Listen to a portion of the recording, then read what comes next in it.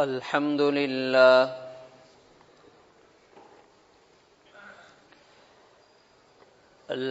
لله وكفى والصلاة والسلام على من لا نبي بعده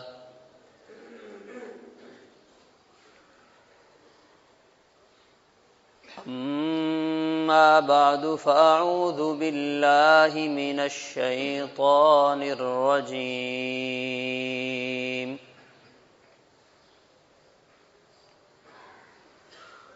بسم الله الرحمن الرحيم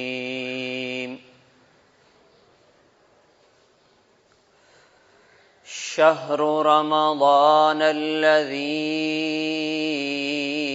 أنزل فيه القرآن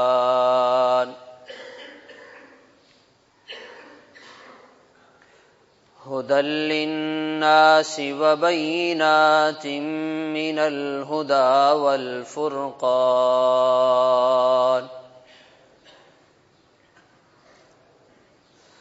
صدق الله العظيم يا رب صل وسلم دائما أبدا على حبيبك خير الخلق كلهم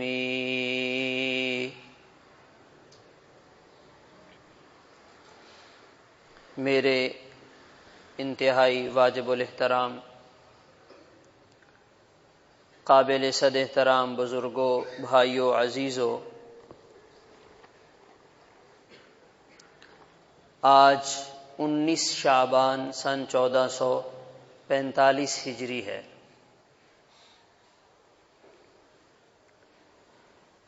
رمضان المبارک کے مہینے کی آمد ہے۔ ایک عشرے کے بعد رمضان کا مہینہ شروع ہو جائے گا۔ یہ ایک سال کس تیزی سے گزرا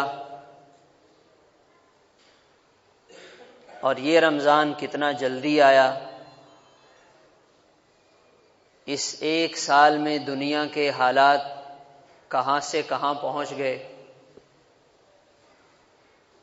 اور دنیا میں حالات میں کس تیزی سے تبدیلی آئی، یہ ہم اپنی آنکھوں سے دیکھ رہے ہیں۔ کتنے لوگ بادشاہ تھے، بادشاہ نہ رہے۔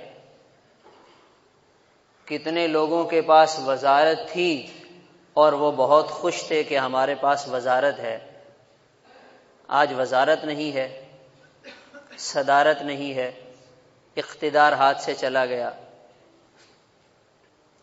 کتنے دنیا میں گزشتہ رمضان میں ایسے لوگ تھے جو ہماری طرح زمین پر چلتے پھرتے نظر آتے تھے، آج ان کا نام مرحومین کی لسٹ میں چلا گیا، زمین کے نیچے جا کر دفن ہو گئے، لیٹ گئے، ہمیشہ کے لیے جدا ہو گئے۔ کتنے لوگ ایسے ہیں گزشتہ رمضان میں ان کے والد ان کے ساتھ گھر میں موجود تھے، یہ رمضان آئے گا مگر والد گھر میں نہیں ہوں گے۔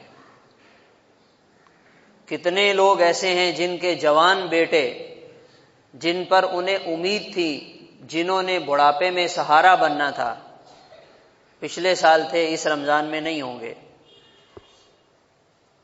کتنی بچیاں جو گزشتہ رمضان میں دلہن بنی، دلہن کی چادر اوڑھائی گئی، یہ رمضان آئے گا وہ بیوہ ہو کر اس کے ساتھ رمضان گزاریں گی۔ ہم میں سے ہر شخص کے اپنے ذاتی حالات میں کس قدر تبدیلی آئی ہے۔ کسی کو روزگار مل گیا، کسی کا روزگار چھن گیا، کسی نے لاکھوں کما لیے اور کسی کے لاکھوں چلے گئے، یہ سارا دنیا کا حساب کتاب ہے۔ اور ایک اعمال کا حساب کتاب ہے۔ ایسے خوش نصیب لوگ جن کا گزشتہ رمضان سے پہلے کوئی اللہ تعالی کے ساتھ خاص تعلق نہیں تھا،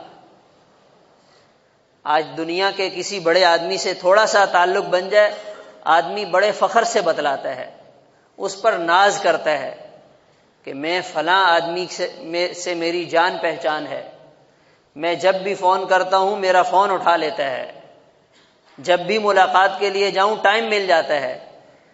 تو کوئی دنیا کا بڑے سے بڑا انسان، مالدار سے مالدار انسان بھی کسی کے کیا کام آئے گا اور کیا اس کی بڑائی ہوگی جو عظمت اور شان اللہ جل شانہ کو حاصل ہے۔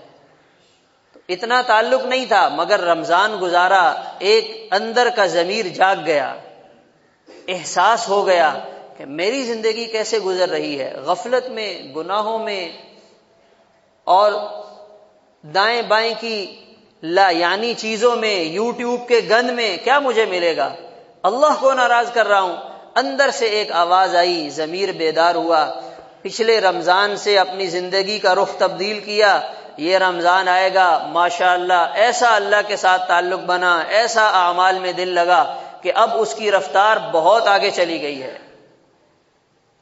کتنے لوگوں کو اللہ تعالیٰ نے توفیق دی اور وہ حرمین شریفین کی زیارت کر کے آ گئے، کتنے لوگوں کو اللہ تعالیٰ نے توفیق دی، دل میں یہ جذبہ پیدا ہوا کہ اب حرام نہیں کھائیں گے، اللہ تعالیٰ سے دعا مانگی، اللہ نے فضل فرمایا، حرام سے جان چھوٹ گئی۔ اپنی آخرت کی زندگی کو بہتر بنانے کے لیے ایسے فکر مند ہوئے، نہ تلاوت کا پتہ تھا، نہ نماز کا پتہ تھا، نہ مسجد میں حاضری ہوتی تھی، نہ دعائیں مانگتے تھے، مگر رمضان نے ان کو جگا دیا اور ان کا پورا سال اعمال کے ساتھ گزرا۔ یہ اعمال میں بہتری ہے۔ تو میرے محترم دوستو عزیزو، اس طرح تیزی کے ساتھ ہماری زندگی کے سال گزر رہے ہیں، تیزی کے ساتھ ہم اپنی موت کی طرف بڑھ رہے ہیں۔ ہر آنے والا دن ہمیں ہماری قبر سے قریب کر رہا ہے۔ اس لیے اب رمضان ہمارے سر پہ کھڑا ہے، ہم اس کے لیے بیٹھ کر اپنے گھر میں، اپنے بچوں کے ساتھ، اپنے دفتر میں، اپنے دوستوں کے ساتھ، اپنے خاندان میں، رشتہ داروں کے ساتھ سوچیں کہ یہ رمضان کیسے گزارنا ہے، اس کی کیا تیاری کی ہے۔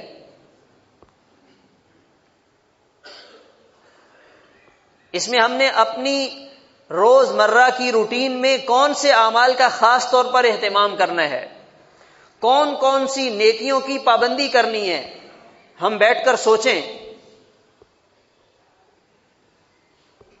جب کسی کے گھر میں کسی کے ہاں شادی ہوتی ہے تو خاندان والوں کو پتہ چل جاتا ہے کہ ان کے ہاں اس گھر میں کسی کی شادی ہونے والی ہے، چاہے انہوں نے نہ بتایا ہو، مگر وہ تیاری بتا دیتی ہے کہ یہاں کچھ ہونے والا ہے، اس لیے کہ اس کی اہمیت معلوم ہے۔ 6 مہینے پہلے لوگ تیاری شروع کر دیتے ہیں، ہال بک کروا لیا، کپڑے سلوا لیے، خریداری کر لی، بھئی کیا ہے، شادی ہونے والی ہے ہمارے بچے کی، دلہا بننے والا ہے، اس کی ہم تیاری کر رہے ہیں۔ اور اس کے پیچھے جو بنیادی سوچ ہے وہ کیا ہے کہ یہ تو زندگی میں ایک دفعہ ہی ہوتا ہے، اس لیے سارے دل کے ارمان پورے کرنے ہیں۔ یہ ایک دنیا کا دلہا ہے اور یہ ایک دفعہ بننے والا دلہا ہے، اور یہ اس کی اپنی ایک تیاری ہے، اور یہ چند گھنٹوں کے لیے دلہا بنے گا، پھر چند دن لوگ اس کو دلہا میاں کہیں گے، پھر کون سا دلہا اور کیسی شادی، سب ختم ہو جائے گا۔ اور ایک وہ دلہا ہے جسے اللہ تعالیٰ جنت میں دلہا بننے کا تاج پہنائیں گے، جس کے لیے جنت کے فرشتے استقبال کریں گے، یہ دلہا ہے اور آج اس کو دلہا بنایا جا رہا ہے اور اس کے سر پہ تاج رکھا جا رہا ہے اور اس کو وہ اعزاز اور اکرام سے نوازا جا رہا ہے جو کبھی اس سے واپس نہیں لیا جائے گا۔ تو جنت کا دلہا بننے کے لیے اللہ تعالیٰ نے یہ رمضان کا بابرکت مہینہ ہمیں دیکھنے کو دیا ہے، تو اس کی تیاری تو پھر زیادہ کرنی چاہیے، اس کی تو ہمیں زیادہ فکر ہونی چاہیے، اس لیے کہ جنت اللہ تعالیٰ کی رضا کی جگہ، اللہ تعالیٰ کا مہمان خانہ، نزلا من غفور الرحیم، نعم اجر العاملین، بہترین بدلے کی جگہ، بہترین انعام کی جگہ آج دنیا میں کسی کو 2 پیسے زیادہ مل جائیں، کسی اچھے ادارے میں ملازمت مل جائے، کوئی اچھی تنخواہ سامنے آ جائے، آدمی اس کے لیے کتنی قربانی دیتا ہے، کتنا خوش ہو جاتا ہے اور اس کے لیے پوری اپنی صلاحیتیں لگا دیتا ہے، حالانکہ جتنی زیادہ بھی تنخواہ ملے اس جنت کے انعام کے مقابلے میں یہ کچھ بھی نہیں ہے۔ اللہ تعالیٰ فرما رہے ہیں نعم اجر العاملین، ہاں بھائی محنت کرنی ہے، مزدوری کرنی ہے، کچھ لینا ہے، اجرت چاہیے، لو یہ میدان تمہارے سامنے ہے، اس میدان میں محنت کرو، جب آؤ گے ہم سے بدلہ لے لینا، ہم تمہیں اجرت دیں گے۔ تو اس لیے میرے محترم دوستو عزیزو، رمضان کی تیاری رمضان کے آنے سے پہلے ہم شروع کر دیں۔ ایک دم کسی آدمی کے دن رات بدلتے نہیں ہیں کہ یہ رمضان کا چاند نظر آیا اور بندہ ایک دم سے نیک بن گیا، وہ جو پہلے والا سافٹ ویئر تھا وہ ختم ہو گیا اور رمضان والا آ گیا، ایسا نہیں ہوتا۔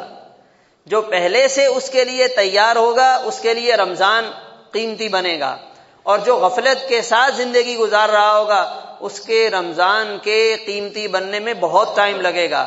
جب اسے پتہ چلے گا تو رمضان کا آخری عشرہ چل رہا ہوگا، او ہو میں نے تو رمضان سے کچھ کمائی نہیں۔ آج ہم میں رمضان کی تیاری اور استقبال میں کتنی کوتاہی ہوتی ہے، آپ اپنا جائزہ لینے کے لیے دیکھیں۔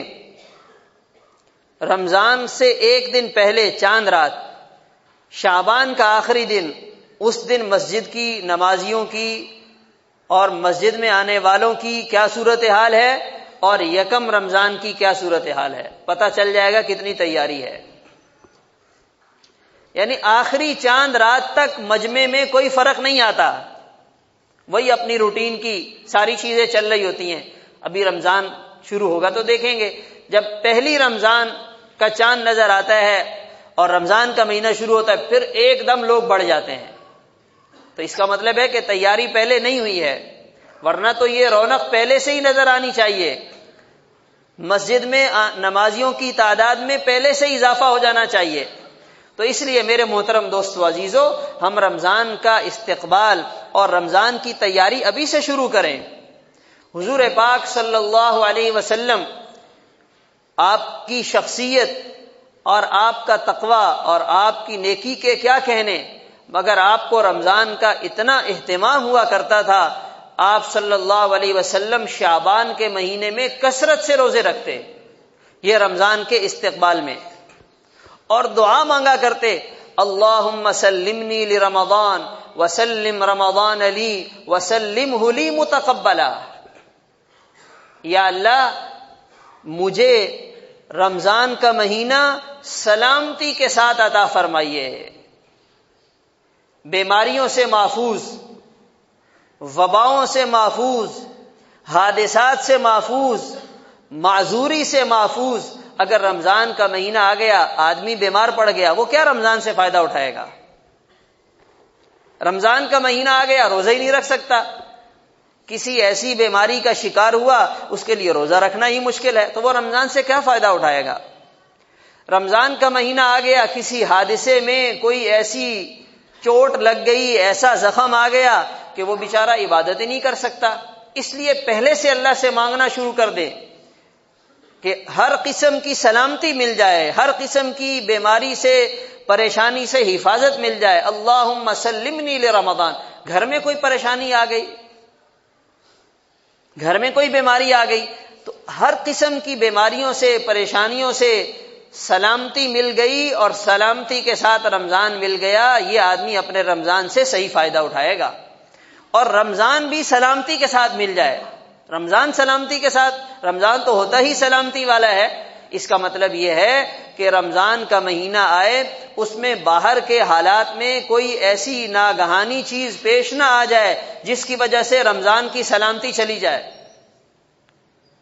جیسے گزشتہ سالوں میں ہمارے سامنے بات آئی کہ رمضان کا مہینہ ہے مگر ہم مسجد میں نہیں آ پا رہے تھے، تو رمضان بھی آئے، کوئی کسی قسم کی حکومت کی کوئی پابندی نہ ہو اور کوئی ایسی رکاوٹ نہ ہو، کوئی اور اس قسم کا مسئلہ نہ ہو، رمضان بھی سلامتی والا مل جائے۔ وَسَلِّمْهُ لِي مُتَقَبَّلًا، اور یا اللہ رمضان کا مہینہ قبولیت کے ساتھ اپنی بارگاہ میں قبول فرمائیے۔ رمضان مل گیا، عبادات کر لی، اعمال ہو گئے، قبول نہ ہوئے تو پھر انسان کا کیا بنے گا؟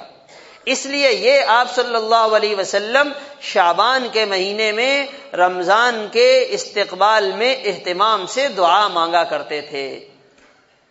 ہم بھی اپنی دعاؤں میں یہ والی دعا شامل کریں، اور اعمال کے لیے ابھی سے ہمارا مسجد میں آنا جانا بڑھ جائے۔ ایک تو یہ ہے، جب جماعت کھڑی ہوتی ہے تو پہلی صف کے نمازی موجود ہوتے ہیں، دوسری صف والوں کو پتا ہوتا ہے اتنے ٹائم میں اقامت ہوگی، ہم دفتر سے نکلیں گے، امام صاحب کی قرات لمبی ہوگی، اور ہمارا وضو تو پہلے سے ہے، یا جلدی سے وضو بھی کر لیں گے تو انشاءاللہ پہلی رکعت میں تو پہنچ ہی جائیں گے۔ تو جب جماعت کھڑی ہوئی ایک صف تھی، اب اس کے بعد 3 صفیں 4 صفیں، یہ کہاں سے آ گئی؟ یہ وہی والے لوگ ہیں جنہوں نے ٹائم سیٹ کیا ہوا ہے۔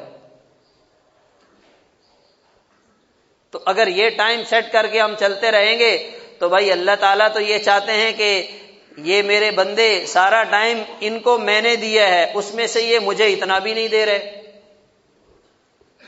یہی جب موبائل ہاتھ میں لے کر بیٹھ جاتے ہیں تو پھر تو یہ کہتے ہیں کہ ہمیں رات کے گزرنے کا ہی نہیں پتا چلا۔ وہ تو جب اتنا ٹائم چلا جاتا ہے، او ہو یہ 1 گھنٹہ ہو گیا، 2 گھنٹے ہو گئے، تو وہاں تو اتنا کھلا ٹائم، اور اللہ کے گھر اللہ کا حکم پورا کرنے کے لیے گنے چنے منٹ اور اتنا تھوڑا ٹائم، اور اس میں بھی پھر گھڑی پر بھی ٹائم ہوتا ہے کہ میں تو آیا تھا، 1 رکعت مجھے مل گئی، پہلی رکعت میں پہنچ گیا، اور دیکھیں جی میرے 12 منٹ ہو گئے، وہ جلدی سے چل رہے ہیں، واپس دفتر میں ایک کام باقی ہے، وہ کام بھی کرنا ہے۔ اب یہاں 1 منٹ اوپر نہیں جانا چاہیے۔ تو ہم اللہ کے گھر اللہ کا حکم پورا کرنے کے لیے آئیں تو یہ انداز درست نہیں ہے۔ اذان ہو جائے باقی سارے کام پیچھے، اب اللہ کے گھر جانا ہے، اللہ کی طرف سے بلاوا آ گیا، ہمارے دفتر کا بڑا گھنٹی بجائے اور ہمیں فون کرے، میسج آئے اور ہمیں اپنے پاس آنے کا کہے تو کیا خیال ہے؟ ڈھیلے ڈھالے انداز میں جاتے ہیں، مرضی سے جاتے ہیں، آرام سے جاتے ہیں۔ صاحب میں آپ ہی کے دفتر کا کام کر رہا تھا، میں نے سوچا یہ پورا ہو جائے پھر میں آ جاؤں گا۔ نہیں، یہ کام تو بعد میں ہو جائے گا، باس نے بلایا ہے، اس کے آرڈر کی اہمیت ہے، پتہ ہے، بڑا ہے۔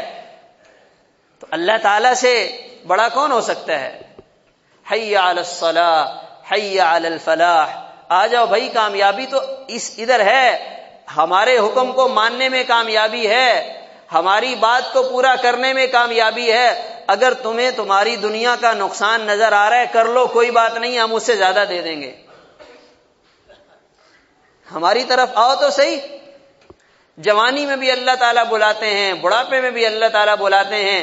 جوان کہتا ہے ابھی تو بہت ٹائم ہے، ابھی تو میرے بال کالے ہیں، ابھی تو میری زندگی پڑی ہے، ابھی کیا جلدی ہے عبادت کرنے کی، ابھی تو دنیا بناؤ، مال کماؤ۔ کتنے نوجوان ایسے اس سال اپنی زندگی کی بنائی ہوئی اس کمائی اور جمع پونجی کو چھوڑ کر قبروں میں جا کر لیٹ گئے۔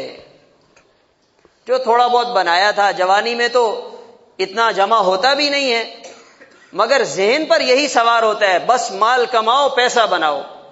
میرے محترم دوستو عزیزو، اللہ تعالیٰ ان نوجوانوں کو قیامت کے دن اپنے عرش کے سائے کے نیچے سایہ نصیب فرمائیں گے، جس دن اللہ کے عرش کے علاوہ کوئی سایہ نہیں ہوگا، اور فرمائیں گے یہ وہ نوجوان ہیں جن کی جوانی ہمارے لیے لگ گئی تھی۔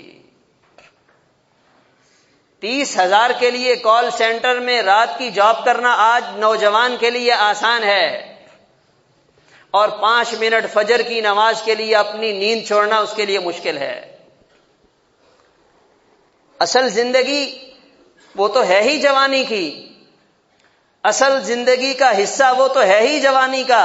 جوانی ساری دنیا کو دے دی، جوانی میں سارا مال کماتا رہا تو آخرت کو کمانے کے لیے کس زمانے میں محنت کرے گا؟ اور یاد رکھنا چاہیے، انسان اپنی جوانی کے حصے میں، جوانی کے زمانے میں جس کام کی عادت بنا لیتا ہے، جس کام کو اپنے دماغ پر سوار کر لیتا ہے، جو چیزیں اس کی زندگی کا حصہ بن جاتی ہیں پھر بڑھاپے میں ان سے جان نہیں چھوٹتی۔ اگر کسی جوان کو جوانی میں حرام دیکھنے کی لت لگ گئی، حرام کا گند دیکھنے کی عادت پڑ گئی، پھر یہ بڑھاپے میں یہ عادت نہیں چھوٹے گی۔ 40 سال کی عادت، 30 سال کا گند بڑھاپے میں جا کے بزرگ بن جائے گا، یہ نہیں ہوگا۔ شیطان ایسا کامیاب، ایسا ماہر جال ڈالنے والا ہے، وہ جوان کو جوان کے حساب سے گھیرتا ہے اور بوڑھے کو بڑھاپے کے حساب سے لیتا ہے۔ تو اس لیے میرے محترم دوستو عزیزو، رمضان کے مہینے کے آنے سے پہلے ہم اپنے اعمال کو، اپنی روٹین کو بہتر بنانے کی کوشش کریں۔ اذان ہو جائے مسجد میں آ جائیں، مسجد میں آئے، تحیت الوضو کے 2 رکعت نماز ادا کیے، تحیت المسجد کے 2 نفل ادا کیے، قرآن پاک کو لے کر بیٹھ گئے، تھوڑی دیر قرآن پاک کی تلاوت کر لی، جب نماز سے فارغ ہوئے سنتیں پڑھ لی، نفل پڑھ لیے، تھوڑی دیر بیٹھ کر قرآن پاک کو دیکھ کر اپنے ہاتھ میں لے کر بیٹھ گئے، اسے دیکھا، اس کی تلاوت کی، پھر اللہ سے دعا مانگی، پھر اپنے کام کاج کے لیے چلے گئے۔ کتنا اللہ تعالیٰ کو پیار آئے گا، اللہ تعالیٰ کتنا پسند فرمائیں گے، اللہ تعالیٰ کی کتنی رحمت متوجہ ہوگی۔ آج لوگ شادی میں جاتے ہیں اور کھانے کے انتظار میں آدھا 1 گھنٹہ بیٹھے رہتے ہیں، کھانے کے لیے بیٹھے ہوئے ہیں، 2 روٹی کھانی ہے اور وہ چھوٹا سا میدا اس کو بھرنا ہے، بس اس کے لیے کتنا 1 گھنٹہ انتظار ہو رہا ہے، اور کوئی طبیعت پہ بوجھ بھی نہیں ہے، آرام سے بیٹھے ہوئے، ابھی کیا جلدی ہے، ابھی کھانا لگ جائے گا، کھا لیں گے۔ اور یہاں اللہ کے گھر میں نماز پڑھنے کے لیے، تلاوت کرنے کے لیے، دعا مانگنے کے لیے وقت نہیں ہے، طبیعت پہ بوجھ ہو جاتا ہے، اس لیے کہ اس کی عادت نہیں بنائی ہے۔ تو میرے محترم دوستو عزیزو، ہمیں اپنے پیٹ کی شہوتوں کو ذرا ابھی سے کنٹرول کرنا چاہیے۔ اپنے گھر والوں کا ذہن بنائیں کہ یہ رمضان کا مہینہ کھانے پینے کا مہینہ نہیں ہے، یہ اللہ کو راضی کرنے کا مہینہ ہے۔ پورے مینیو تیار ہوتے ہیں، یہ بنے گا، پہلے روزے میں یہ ہوگا، دوسرے میں یہ ہوگا، ایک دن یہ کھائیں گے، ایک دن یہ کھائیں گے، سحری میں یہ لائیں گے۔ یہ سارے پیٹ کے تقاضے ہیں، ان کو دبانا ہے۔ کہیں کہ جو ضروری ہے، ضرورت کا ہے وہ کھائیں گے، باقی ہم اللہ تعالیٰ کی عبادت کریں گے۔ رمضان کے مہینے میں بازاروں میں وہ رش نظر آتا ہے جو سال کے 12 مہینے نہیں ہوتا۔ وہ خواتین جو شاید سال بھر بازار نہ جاتی ہوں، ان کو بھی رمضان میں بازار جانا یاد آ جاتا ہے۔ گھروں میں سال بھر جو چیزیں تیار نہیں ہوتی، رمضان کے مہینے میں وہ ساری چیزیں تیار ہو رہی ہوتی ہیں۔ بھئی کھانے پینے کا مہینہ ہے، خریداری کا مہینہ ہے، گھومنے پھرنے کا مہینہ ہے۔ نہیں، یہ نہیں ہے، اللہ تعالیٰ کو راضی کرنے کا، آخرت کی تیاری کرنے کا، اعمال کا مہینہ ہے۔ اس کے لیے ابھی سے ہم اپنے گھر میں اپنے گھر والوں کے ساتھ بیٹھ کر ان کا ذہن بنائیں کہ بھائی اس دفعہ کچھ رمضان ایسا گزر جائے کہ اللہ تعالیٰ کو ترس آ جائے۔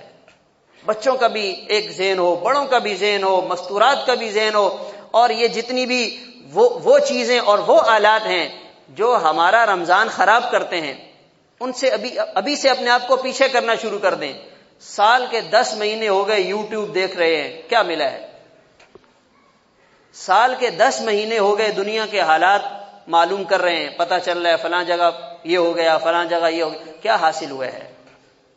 فلاں کی حکومت چلی گئی، فلاں کی حکومت آ گئی، فلاں ملک میں سیلاب آ گیا، فلاں جگہ بارش آ گئی، فلاں جگہ زلزلہ آ گیا، آپ کو بر وقت پتہ چلا اور ساری تفصیل پتہ چلی۔ آپ یہ بتائیے اس سے آپ کو کیا حاصل ہوا؟ آپ کے جنت میں کتنے درجے بلند ہوئے؟ آپ نے 1 گھنٹہ لگایا، 2 گھنٹے لگائے اور پتہ نہیں کہاں کہاں کی الائیں بلائیں دیکھی، اس سے آپ کو کیا حاصل ہوا؟ اب اپنے آپ کو ذرا پیچھے کریں۔ اگر ابھی سے اپنے آپ کو پیچھا کرنے شروع کریں گے تو آہستہ آہستہ عادت بنے گی۔ یاد رکھنا چاہیے، ایک دم سے کوئی آدمی نیک نہیں بنتا۔ گناہوں کی طرف تو آدمی ایک دم چلا جاتا ہے۔ 10 سال کا متقی پرہیزگار، اس کو آپ گناہوں والے ماحول میں لے کر جائیں گے، ایک دم بدل جائے گا۔ لیکن نیکی کی طرف آنے میں بہت ٹائم لگتا ہے، بہت ٹائم لگتا ہے، بہت محنت کرنی پڑتی ہے۔ اس لیے آہستہ آہستہ ہم اپنے آپ کو ایسی چیزوں سے دور کریں جو ہمارے رمضان کو خراب کرنے والی ہیں، اور خود کو سمجھائیں بھائی مجھے اس سے کیا ملے گا، اس سے میرا کیا فائدہ، اس سے میرا کیا تعلق، اس سے میرا کیا لینا دینا۔ ہاں اگر آپ کو دنیا کے مسلمانوں کے حالات کی فکر ہے تو 2 رکعت نماز صلاۃ الحاجت پڑھ کر اللہ تعالیٰ سے دعا مانگے، اس سے آپ کو بھی فائدہ ہوگا، ان کو بھی فائدہ ہوگا۔ 1 گھنٹے کی یوٹیوب کی آپ مووی دیکھیں گے اور دیکھ کر اڑ جائیں گے، اس کا آپ کو بھی کوئی فائدہ نہیں اور ان کو بھی کوئی فائدہ نہیں، اس لیے کہ مدد کرنے والے، حالات بدلنے والے، حالات کو بہتر کرنے والے وہ تو اللہ تعالیٰ ہیں۔ جس نے مووی بنائی ہے یا جس نے مووی دیکھی ہے ان کے پاس تو کچھ بھی نہیں ہے۔ تو اس لیے اپنے رمضان کو قیمتی بنانے کے لیے اپنے آپ کو عملاً ابھی سے مضبوط انداز میں تیاری کرنا، ذہنی طور پہ تیار ہونا، گھر والوں کا ذہن بنانا۔ ابھی 10 دن ہمارے پاس ہیں، بازار سے جو ضروری خریداری کرنی ہے وہ 10 دنوں میں کر لیں۔ بچوں کی عید کے کپڑے لینے ہیں، جوتے لینے ہیں، راشن کا سامان لینا ہے، اور گھر والوں کو بتا دیا جائے بھئی رمضان میں آپ بھی عبادت کریں، ہم بھی عبادت کریں گے، آپ بھی اللہ تعالیٰ کو یاد کریں، ہم بھی اللہ تعالیٰ کو یاد کریں گے۔ کھانے پینے پہ زیادہ توجہ نہیں دینی، اعمال کی طرف متوجہ ہونا ہے، اور گناہوں کے ان آلات سے جن کے ذریعے باطل ہمارے ایمان پر ڈاکہ ڈالتا ہے، ہمارے اعمال ہم سے ضائع کرواتا ہے، ان سے اپنے آپ کو بچانا ہے۔ انشاءاللہ اس انداز سے ہم رمضان گزاریں گے تو یہ ہمارا رمضان قیمتی بنے گا اور اس سے ہماری زندگی میں بہت بہتری آئے گی۔ اللہ تعالیٰ کہنے سننے کے ساتھ ساتھ عمل کرنے کی توفیق عطا فرمائے۔ وآخر دعوانا الحمدللہ۔